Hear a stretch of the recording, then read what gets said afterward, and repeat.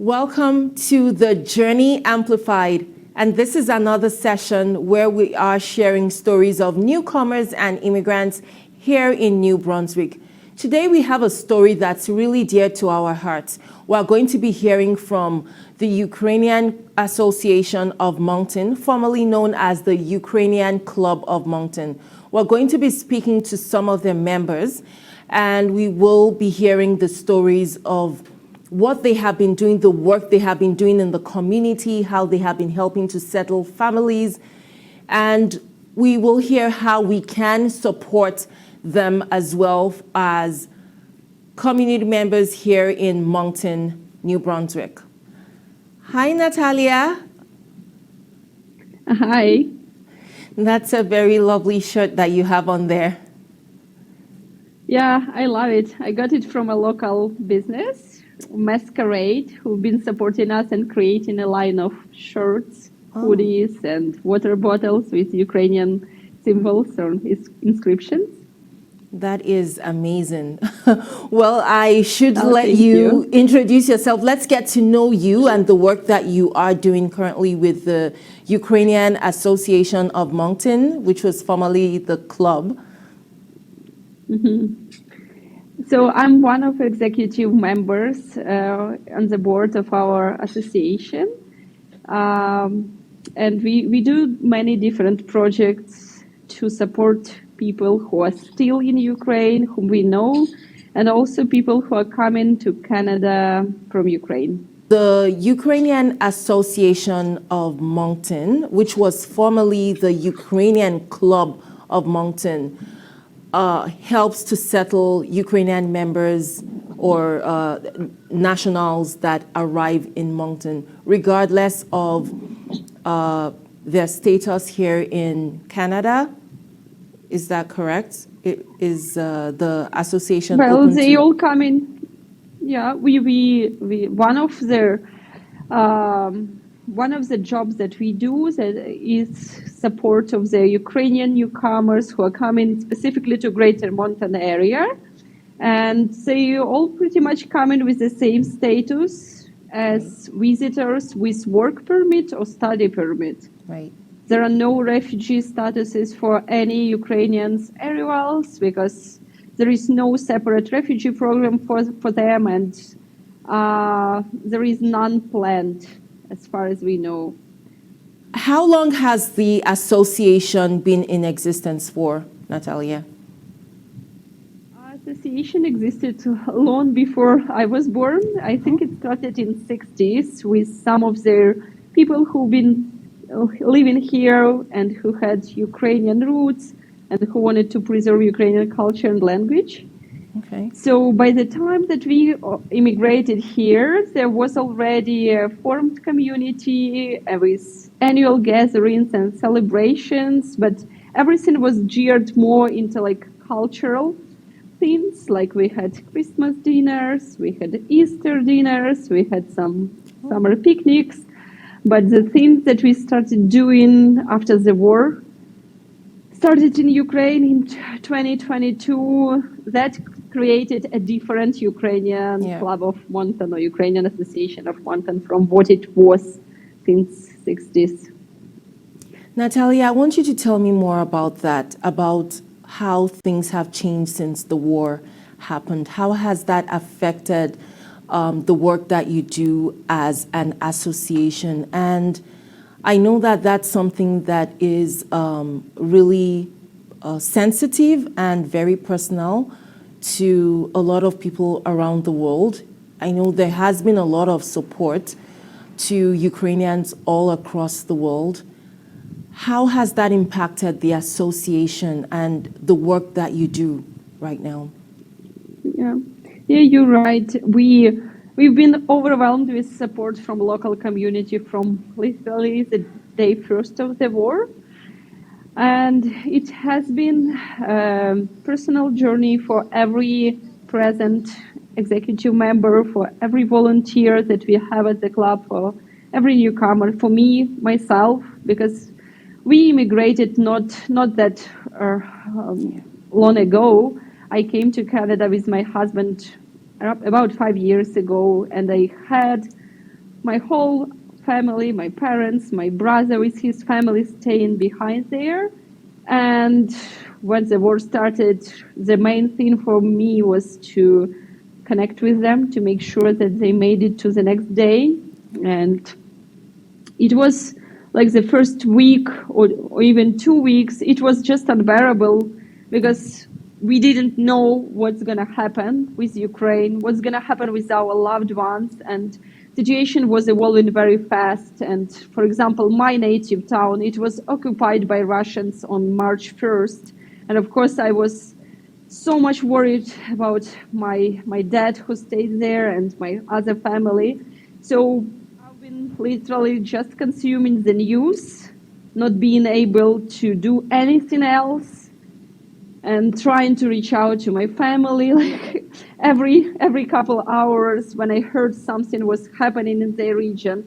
And that was what was going on with every other member of our local Ukrainian community. And we all, at some point, like I think a week after the war started, we got together and we all wanted to do something about it. We all wanted to help somehow, because otherwise we just felt so hopeless and useless being so far.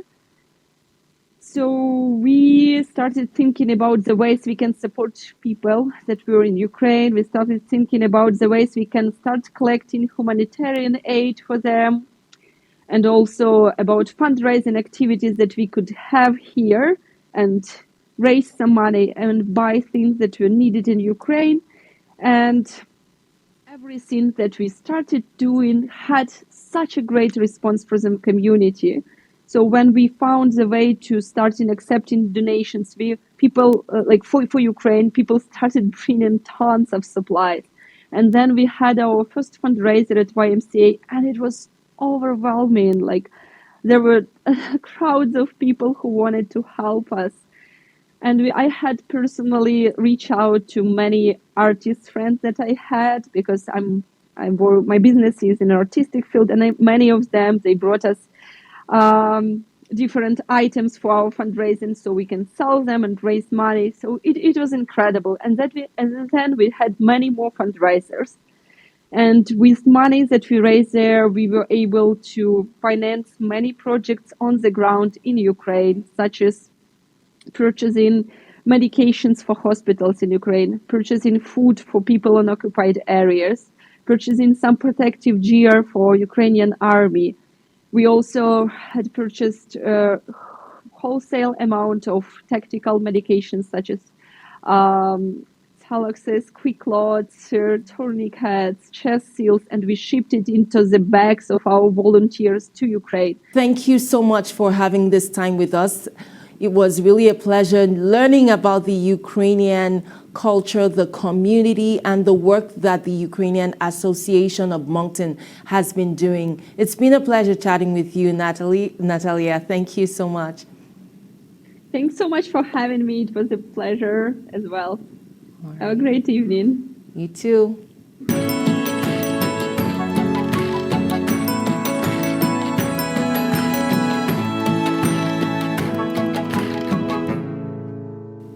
We're going to be hearing from a wonderful family who moved in just to support their Ukrainian community. They moved in all the way from Ontario. We're going to be having a chat with Vladimir and Olga. Hi, Vladimir. Hi, Olga. Can you introduce yourselves to us? Sure. Hello, my name is Olga Tymashuk. I and my husband lived in Canada for 4 years. Previously we lived in Ontario, and right now we moved to New Brunswick. We are from Ukraine. I'm from Ukraine. My name is Volodymyr Komarov. Specifically, I'm from Zaporizhia region, from the city called Dnipro. Unfortunately, my hometown right now is in occupation by Russian forces. So my family and Olga's mom, we took them to Canada. We helped them with like arranging the documents, and they stayed with us. And so like our relatives, 5 people are now in Canada in Moncton. Vladimir, Yes. when we spoke last, you did mention to me that you and Olga had moved in from Ontario, that you moved in just to support this work. Can you tell me about that? What inspired this? Why did you decide to make that move? Sure. We lived in London, and Olga came to Canada to study. And right now we have our permanent residency already. So she studied programming, and I'm also working in IT. And we knew that we need to, like, after we got our permanent residency, we wanted to buy a house, and we searched for different options. We searched for options back in Ontario and in New Brunswick and in Alberta. And we decided to come to see because Moncton was really attractive to buy a house. And when we came on the third day, we came in February. So on the third day, we just like seeing some properties with our realtor here. And on the third day, the war started. So we understood that we need to buy a house. And like we were fortunate to find like this beautiful house. And we, as much as we can, we enjoyed the Moncton that week, but it was really terrible time for Ukraine. And first 2 weeks, I think was the scariest because nobody knew how it will be. But then, our armies started making really great progress in defending, and we know that right now, with all the support we have, the Ukrainian army will win, and we will like liberate the territories. But we bought this house and we moved in April. And because we work remotely, we work for Ontario, and we live here. Can you tell me a bit about some of the work you've been doing? Do you still work as in the IT field, and you also do some part-time volunteering with the association? Yeah, Olga can tell. Yeah, it's been very actually challenging because when the war started, it was very difficult to concentrate on work because we had to do a lot of things like bringing our family, volunteering, going to rallies, and it's been challenging. But right now, I would say we found a balance between everything, and we try like there is like work-life balance. For us, it's like war-life balance because still we have family in Ukraine. Like our fathers are still there and they cannot come, and it's it's very difficult for us and for our moms too because they miss them a lot. And yeah, so we try to balance it all. It's difficult, but I would say it's manageable. I'm sorry to hear that. So there's been a lot of support from the communities here in New Brunswick. I want to know about what support you are getting. Are you getting any extra support just to ensure that you are able to focus on the things and the life that you are living here while you're also trying to reach out to family and bring in family into Canada? Yeah, I can say when the war started, actually the feeling that we got was like, there is nothing good in this world because when something like that happens, especially like I would say for me, I lost some faith in the world, like how that can happen in 21st century. Like for me it was very difficult to understand. But then when we started volunteering and we saw all the support, like from Canada, how people are coming, bringing things. They donated a lot. They were helping to sort the packages and everything. Like so much help came from Canadians that gave a hope that there is good in this world, and it gave I don't know, like really, it gave just a hope that everything is going to be all right, and that we are going to go through this. We also got from Bob's job. Yeah, we have like we went to the therapy because it's I think it's like the most, I could say it's the most devastating episode in our life. I hope so far, not so far, but yeah, like in the whole of our life, even with the future. But it was, I could say, it was very, very difficult, and especially after our family came here, for them, you know, all their livelihoods, it was just ruined. And as Olga said, our fathers stayed back home, so our mothers are in very like they're in a great distress. We also try to like bring them to like there is a psychologist. She's a volunteer for Ukrainians, and she's helping with like a kind of like post-traumatic syndrome for people who are moving. And there is great like there are many resources, and um, because the situation is so serious, Canada is helping in a great way. You know, it started very slow, and it started maybe like from the bottom. So people, I think they, with all that Ukrainian rallies and with all that, so like the government started seeing that people in Canada are actually like cheering up for Ukraine and standing with Ukraine. So they are supporting that, and they are against this war and against like that what Russia does to our country. So I think like day after day there is more and more support for Ukrainians.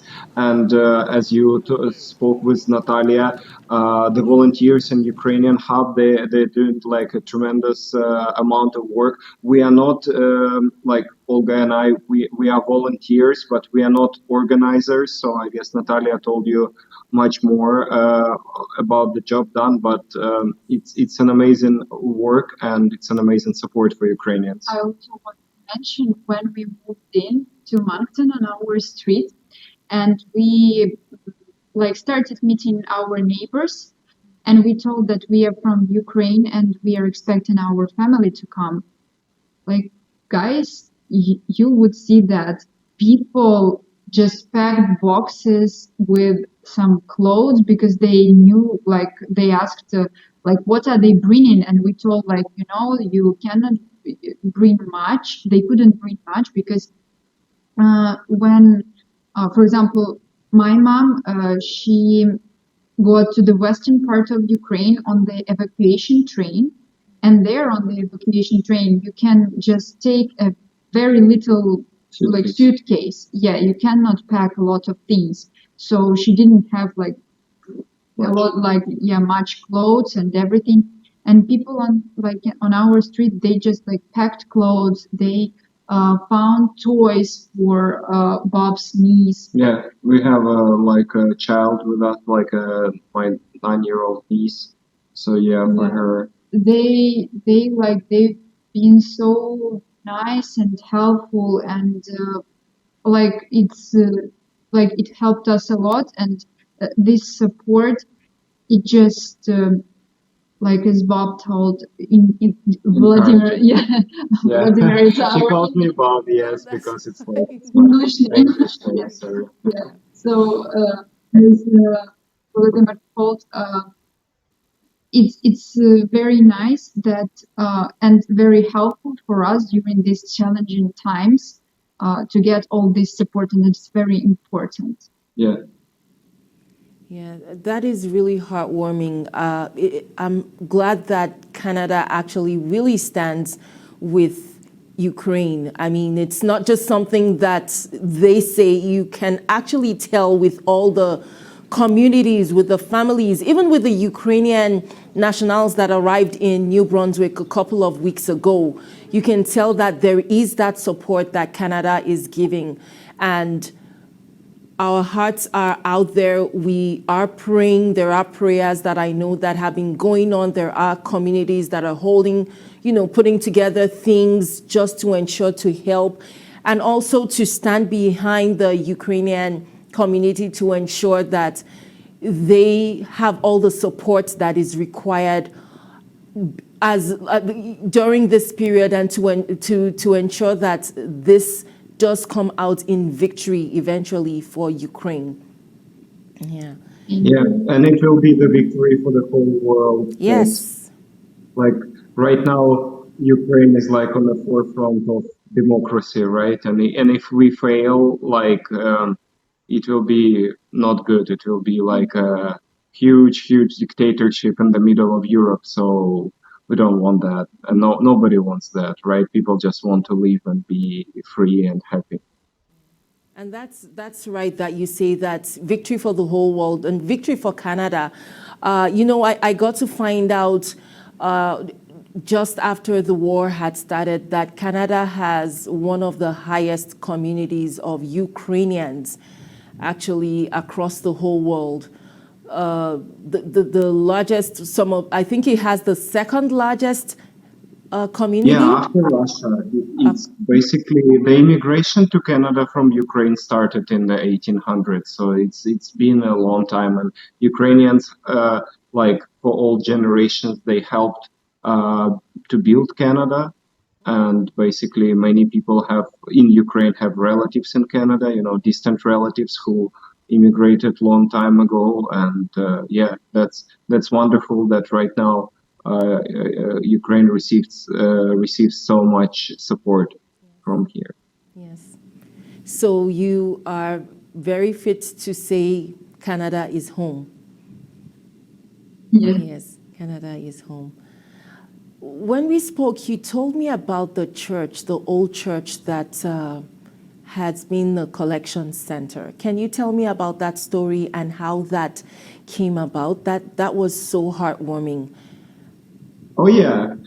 For us, because as I said, we are not organizers, we are volunteers. But so I guess Natalia told the story in full. But one day they just gathered us all and said "Oh, come take a look at our hub." And we came. It's 90 Park Street, I guess, in Moncton, New Brunswick, and it's a it's an old church building. And so right now it's a huge renovation being done. So it will be basement will be used for short-term hosting for basically people, Ukrainians coming from the plains, people with nothing, people who have nothing left because of war, with small children, and they will be hosted in the church for a short period of time before they find a permanent residence, permanent place. And it's also a big hub. Olga and I, we volunteer there sorting stuff, so Olga can tell. Yeah, people, Canadians bring in the donations there, clothes, for example, furniture, electronics, yeah, some cutlery, some plates and all that stuff. So we've been sorting out these things that when people come there, they just can take essential things that they need. For example, I don't know, somebody needs a frying pan, so they can take a frying pan, a towel, yeah, everything everything you need for life. For starting up. Yeah, for starting up. And yeah, it's became like a huge Ukrainian hub, and community like community has been helping a lot. Uh, Canadians have been helping a lot. Like a lot of people gathered there, and it just this thing is alive, I would say, and it's very nice that uh, there is like right now there is a thing. For example, like for Ukrainians, it's very important that you can come to some place and meet people from your country because they kind of understand you, they can support you, they can share stories like what they've been through, and it's very important to share and talk about it. So it's nice that there is a place where they can come and get help. It's So amazing. we appreciate that. That is amazing. Your story is really inspiring. It's a story of resilience and strength. What you have done, moving over in spite of the war, moving provinces in spite of the war, and having that strength to help and support other people when you know that your family is still out there and also still needing support. Your story does really show strength and resilience. And I believe that as a community, we can all come together and draw strength from that story and put out there that word of peace, put out there that word of strength, put out there that word of support, that together, when we come together, we are stronger together and we make a better community together. It's been really inspiring and heartwarming talking to you and hearing about your story. Thank you once again. Thank you, Daniel. Thank Yep. you. All right then.